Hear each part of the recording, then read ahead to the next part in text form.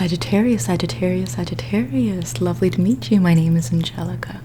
I see that you are come here for a metaphysical, physical examination and a psychological and oracle reading, correct? Excellent. In that case, before we continue, I'm going to ask you to put on these gloves for me, please. Thank you. And as for the other hand, keep it outstretched for me, please. Thank you, doll. And I'm going to just quickly put on some lotions, that way I have a soft grip over your reed. Now, I'm also going to take your photo if you're okay with it. For our databases, it's basically to compile a dossier of what each zodiac sign looks like to see if we can find any discernible physical traits that might reveal your zodiac sign just on a physical appearance. Are you okay with this? Okay, perfect. And also, are you okay with this examination being recorded? It's for clerical purposes, in office use only. Okay, perfect. Now I'm going to switch out my earphones really quickly because I seem to be wearing the wrong ones. There we go. And now, sorry, it's for the video itself, but these are the correct ones I need to kind of keep up a check as to how the audio is doing. So let's take a photo really quickly and then we'll begin with the metaphysical examination. So look at me really quickly. Look at me. Look at me. Perfect. Keep looking at me. Keep looking at me. Perfect. Look to the right. Look to the right. And perfect. Look at the right. Look at the right. Perfect. Look to the left. Look to the left. Perfect. Look to the left. Perfect. Okay. Now, for your metaphysical read, your element is fire. You are ruled by the planet Jupiter. Now, as a fire sign, you are someone who is very much, the best way I can describe it is that the water signs are the vibe. The air signs work with the vibes. The fire signs sort of just establish their own, I guess water signs and fire signs are both the vibe. And the earth signs are the ones that the vibe kind of goes over their head. So, as a fire sign, you are very much at the edge of your seat. You're always just taking action. You're very action-oriented. You're someone who's really present in the moment. You really stay with the vibe. You're someone who is very much kind of solid with what you're currently doing, who you currently are. Not in the sense of confidence, but in the sense that you're not going to be lost completely the way a water sign might be in their emotional and intellectual thought loops, or you're not going to be as, steady or stable or practical as an earth sign, where they're just very grounded to a point where they might be perceived as boring to you, and a water sign might be seen as emotionally overbearing to you. The air signs tend to be the ones that you especially get along with best. I believe Gemini is the one that you're most compatible with, but let me double check that, although I think it's Gemini. I'm not going to check it. Now, your symbol is the archer, because wherever you shoot, whatever goal you go after, that is the one that you're going to really aim for. You are someone who takes a lot of action. Now, because you are ruled by Jupiter, this means that your traits are very optimistic, abundant, growth-oriented, and risk-taking. Now, the way that these all four align with one another is that you're someone who's constantly pushing the boundary, and if something doesn't work out, that's fine. I'm going to go over here and make that work instead. Now, if you're paired with someone that's an earth sign, they might tamper down that energy. They might make you less of a powerhouse of energy by criticizing you if it's a Virgo, slowing you down if it's a Taurus, or making you feel unappreciated if it's a Capricorn. Likewise, if it's a water sign, their emotional volatility might not pair well with your just drive to compete and succeed. Now, as for your stones, you are represented best by the turquoise, the amethyst, and the citrine. These are the stones that best soothe and complement your state. Now, for these stones, the meanings for them are that they protect against catastrophe, because oftentimes, since you are so just driven and you don't mind taking on risks and you don't mind, telling someone to go to hell, you are very much the person who And this is the funny aspect to me. This is what I love about Sagittariuses, although this is also what I get confused about when it comes to Sagittariuses, is that they are the life of the party, essentially. They are the first person to start making great jokes with everyone. They're there to make everyone just laugh, have a good time. They are the life of the party until they're not. Unlike a Leo, where if they can really run off of the energy of a party indefinitely. Like, until their physical body breaks down, that's when they start to kind of need a rest. Likewise, with an Aries, they don't tend to aim to be the life of the party. They are just a charging force of just, leave me alone, keep me here, bring me there. Hey, I'm here, I'm there.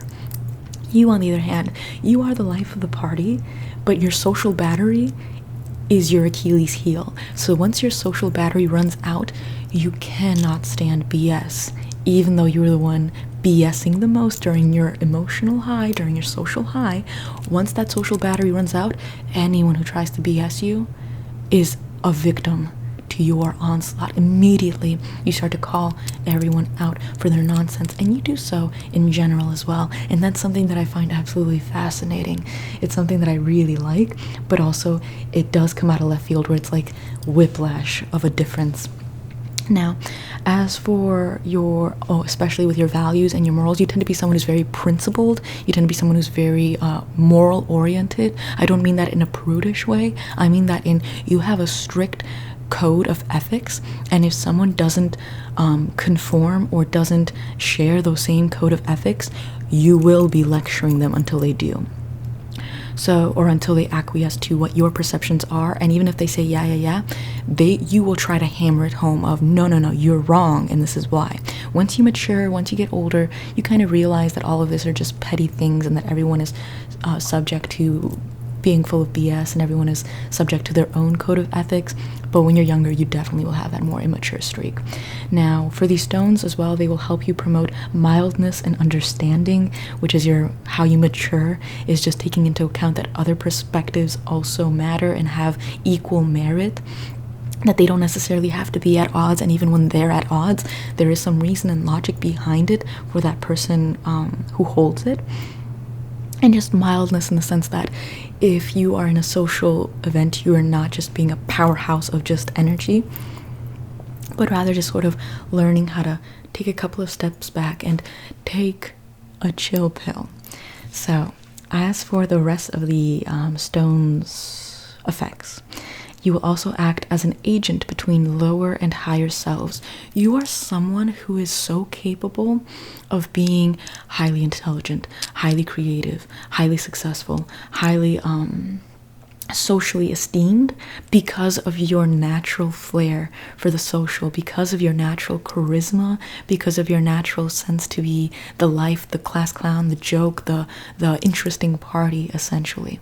So when it comes to these higher selves, where you are someone who's really vibrating on a level of, I am my own independent person, I am someone who can accomplish whatever I set my mind to, I am someone who is just a force in life and there is nothing holding me back, you can also kind of have that agent to kind of go into your lower self and understand that some of your vices, some of your bad habits, some of your Achilles heels are also necessary components for you to release that pent-up energy. And hopefully when you recognize that this is not, that the vices and everything that is your negative quality are nothing more than just releases for the energy you have going up here, just ways to kind of let out, just what's that quote from Wolf of Wall Street? Feeding the goose, essentially, just keeping it loosey-goosey, just allowing it to breathe. Otherwise, there's so much like above the shoulders, technical stuff. You can kind of gauge as to what habits you can develop that are healthier for you, that also allow you that same relief or release. Now, your colors include denim blue, beige, and bronze. So you're someone who's very much thriving off of the just kind of like the, how should I say it, if you watched King of the Hill, that's basically your sweet spot. Just a sense of you can kick back, relax, go at your own pace, and also feel like you're on top of the world. Now, as for your trees, shrubs, and plants, your trees, shrubs, and plants are the asparagus, the chestnuts, the soybeans, the reed, and the elder yew.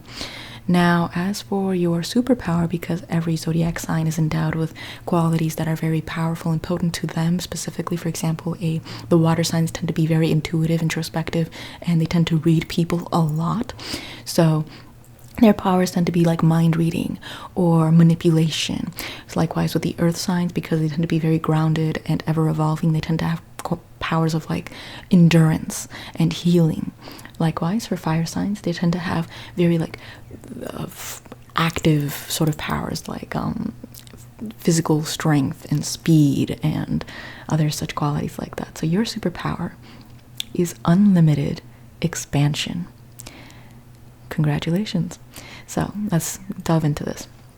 The ability to lengthen, grow, and increase matter at will. This user can enlarge themselves to monolithic proportions. You are essentially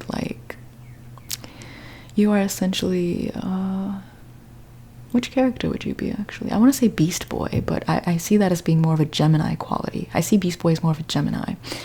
What do I see as a Sagittarius? I would say, no, I would say Wolverine is more of a Virgo or a Capricorn. It'll come to me. So, let's continue.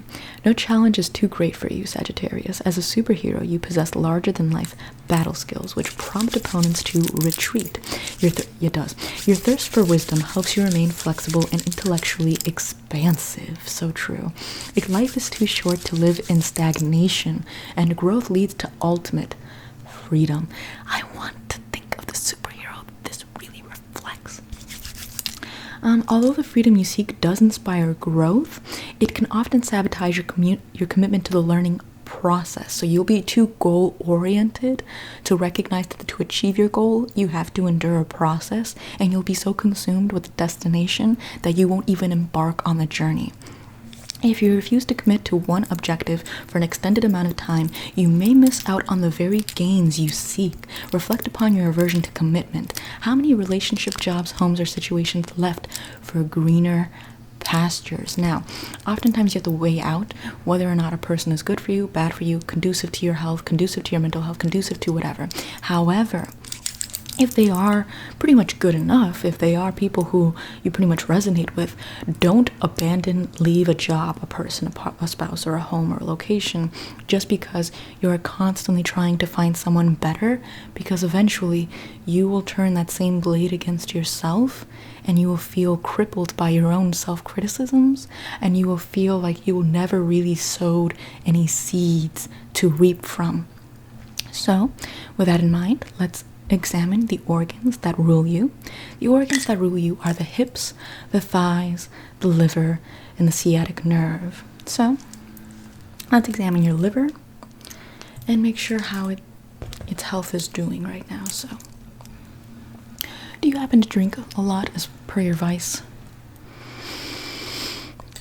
Common. So I'm just going to try to find your liver really quickly. Give me one moment. Okay, excellent. I'm going to just put this right here. And let's see how it's doing.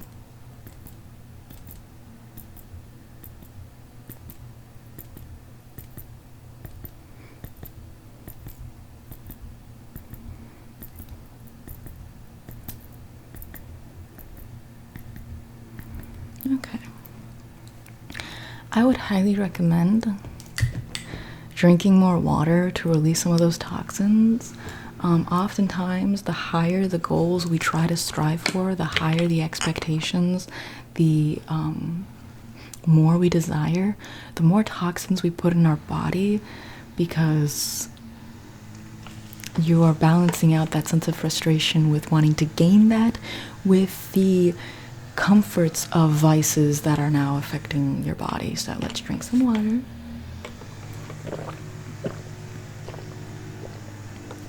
To wash that out of our system. Don't mind the sounds outside. They only reflect the sounds inside your mind. And let's continue with the psychological and oracle reading. Now, let's begin. I want you to close your eyes for me. Just close.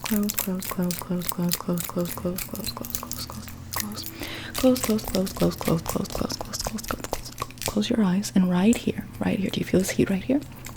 Right here. Do you feel the heat? Perfect. I want you to feel right here in your mind's eye a picture, a scene that involves fire. I want you to imagine a scene that involves fire. And as you're imagining the scene that involves fire, I want you to get more and more detailed with it. What is it burning? Is it burning anything? Are there people around it? What is its location? What does it smell like? What's the color palette going on? How big is it? How small is it? What is going on? So, as you continue to think about this image of a fire, I'm going to break down the significance of it for you. So, keep your eyes closed, and you weigh for yourself how much of a significance this has. Now, if you pictured a fire burning a house or burning something that typically isn't necessarily condoned to be burned in society, like a town, the world, a forest, then you currently are finding a lot of emotional instability inside of you. Whatever it is burning is indication of where that instability is rooted in. For example, if it's burning the home, you might feel like you're not comfortable in the location you're in, the setting that you're in, or who you are. You find that you really want to pursue a new identity or a new start. If you find it's burning a forest, you might be someone who feels like there's an end coming. You might feel like there is a destructive element in the society that you're living in. Likewise, if you feel like it's burning a town, you might want to seek that destruction of that town, or you might be thinking about the destruction of that civilization or that town as a means to say, like in a jokerish way, like, let it burn, essentially. Just very much kind of thinking about the end of society, the end of our ecosystem, all of that jazz. Very, very, raw stuff. Now, when it comes to a wood-burning fire, or when it comes to like a campfire, especially if there's people around it, you do enjoy and have a healthy hold on your energy and on how your energy manifests itself. If you're someone who feels comfortable giving that light and giving that warmth to yourself and others, you might imagine a lot of people around the campfire. If there's only a couple, then you find that you really only allow yourself to be really seen by a handful of people. And if it is a lonely fire, then you very much take comfort in your own company. Now, if it is a wood-burning stove inside a home, the opposite is true of the first image of a burning house. You do feel very much at home and in comfort of the situation that you're currently in and who you are, and you feel like your home is in peace. I will slaughter whoever it is that is outside. I will throw them into the wood chipper that they are using, and I will hope to be bathed in their blood. Now, let's move on. When it comes to your oracle reading, I want you to really emotionally connect with this image that is just inside your mind's eye. Allow it to influence your emotions as this man influences my emotions. I will honestly make your children cry. I hope you leave a widow behind. I will leave your body laying there. Thank you.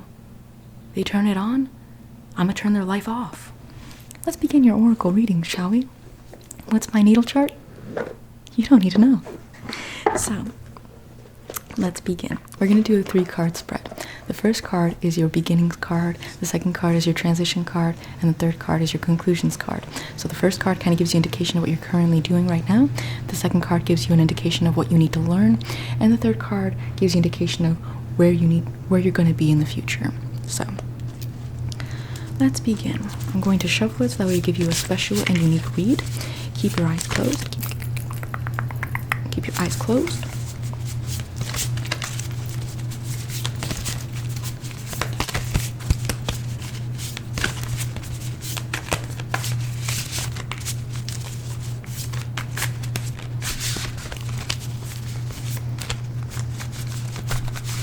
And as you connect to the image that's inside your head, I'm going to ask you to really feel out these cards and pick the 3 cards that resonate with you most. Keep your eyes closed and only allow the 3 cards that really call out to you. Take as much time as you want, be as quick as you want. However they call out to you is however they call out to you. Okay? 1 card chosen.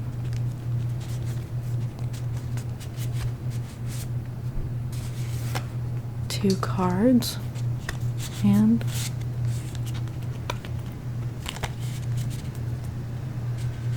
3. Perfect. Let me scoop this all back up and put it away.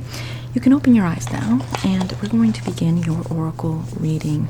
So let's begin with the order that you chose these cards. So the first card you chose is the beginning, the middle, the second card you chose is the transition, the last card you chose is the conclusion. Your beginning card is Orlin.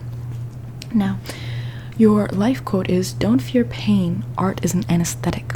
So where your vices, in order to balance out the energy, the positive energy, that sense of constantly being energetic, motivated, and productive, its balance is the vices of trying to destroy and trying to do the complete opposite emotion of what you've been riding on. Art, though, is an anesthetic.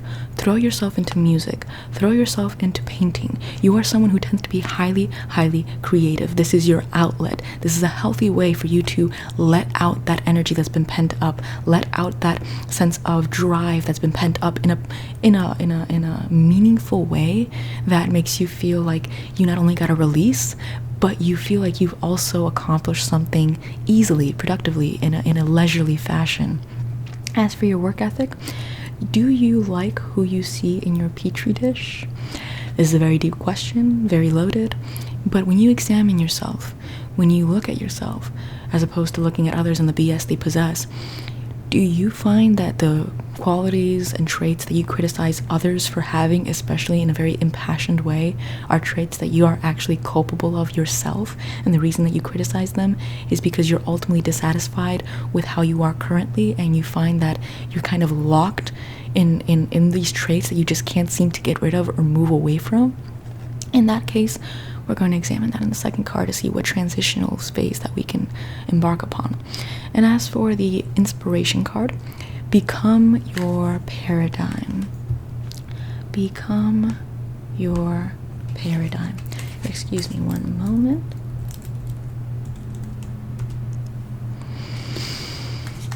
Okay, so as stated before, you're someone who tends to critique others. You are someone who tends to try to note out the BS of others.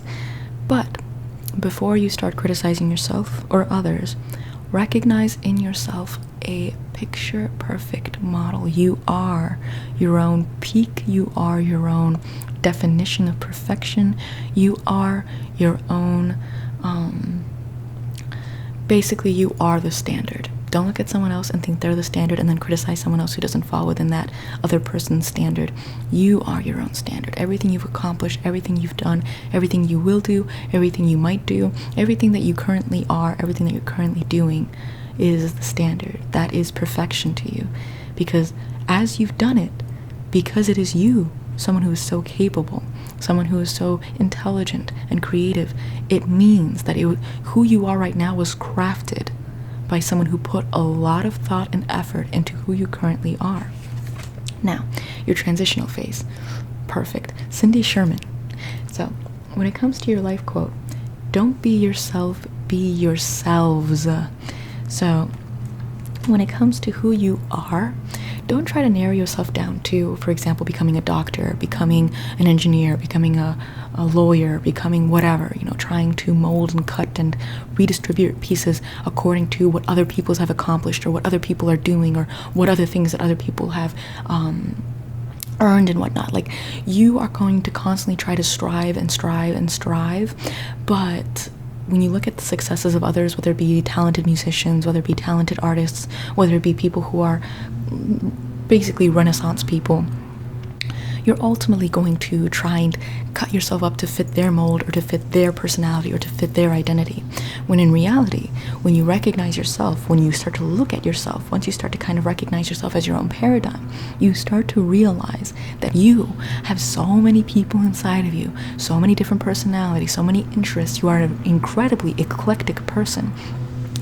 Fully embody all of these different facets of yourself and allow yourself to grow like a multi-branched tree, much like the tree that I'm going to impale that person upon if they don't shut off the machine. I will not hesitate, sir. I will not hesitate. I will impale you like Jesus Christ himself. But unlike Jesus Christ, there will be no redemption for you. There will be no messianic blessing or prophecy for you. You will be forgotten. Let's continue, shall we? When it comes to your work ethic, tell the truth in every fiction. You are someone who, especially in your social highs, BS is a lot. It's a lot of BS. It's a lot of BS. BS isn't a bad thing. It's very much necessary, hence why it's the crossroads of literally everything in society. Politics, religion, businesses, come on now. But in order to make yourself more palatable and powerful, you're going to want to tell the truth in very fantastical, fictional ways that you know is going to please the ear of whoever's listening to you. Because ultimately, if they're not in your inner circle, why do you want to take on the stress and negativity and the bite back and the tension and the pushback from people who are ultimately inconsequential to you? And finally, your inspiration. Take a good long look in someone else's mirror. Take a good long look in someone else's mirror. Sometimes you oftentimes idealize the accomplishments and the identities of other people. You tend to glorify them to a point of flawlessness, when in reality, if you look at their mirror, it is cracked. They are people who are also full of flaws, full of insecurities. They are people who don't push themselves as hard as you do, and they probably have a fourth of the talent that you have, let alone fourth of the insight and fourth of the constant zest for knowledge. So when it comes to their mirror, recognize that you are not the only one who is flawed. In the same way you idealize someone else, many upon many people are idealizing you, romanticizing you, and hoping to just hang out with you for like 5 minutes for how wonderful a person you are. Now, as for your last card, it's your conclusion card. Just like I will exact upon the conclusion of this person's life, your life will come to its end. I will terminate your life. You will find your conclusion coming very quickly. Fiend, the end, not to be continued. Who is this man? Where is he? Where is he? Where is he? I'm about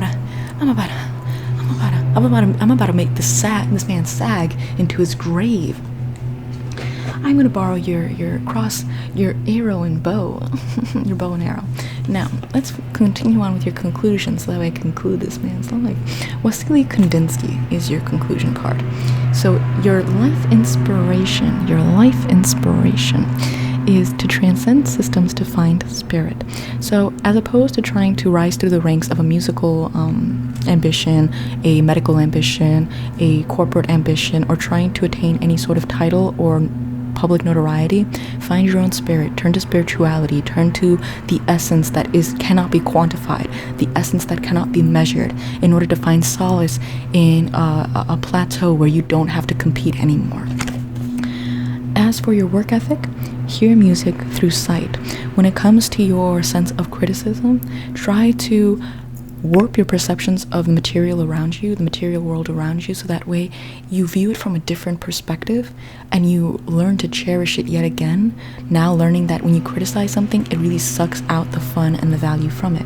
And likewise, lastly, your inspiration.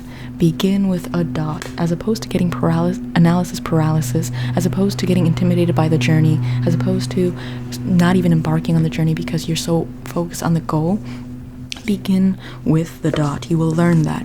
Beginning with a dot. Take on the very simple first step, and the second one will follow, and the third one will follow, and you will learn how to appreciate a process yet again as you did as a child without obsessing over the end goal. Now, this reading has come to its end, much like that person's life will. So, how did you like your reading? Good, good. Do you have any questions for me? Okay, good. Let me remove your gloves, and I'm gonna use them to OJ Simpson this guy. So I'm just going to remove your gloves really quickly. Hopefully they don't fit me. And I'm just going to remove it again. Okay, perfect. I'm gonna use this one to strangle him. And I hope you have a good day. Okay, bye-bye. You didn't hear anything from me, okay? You didn't hear.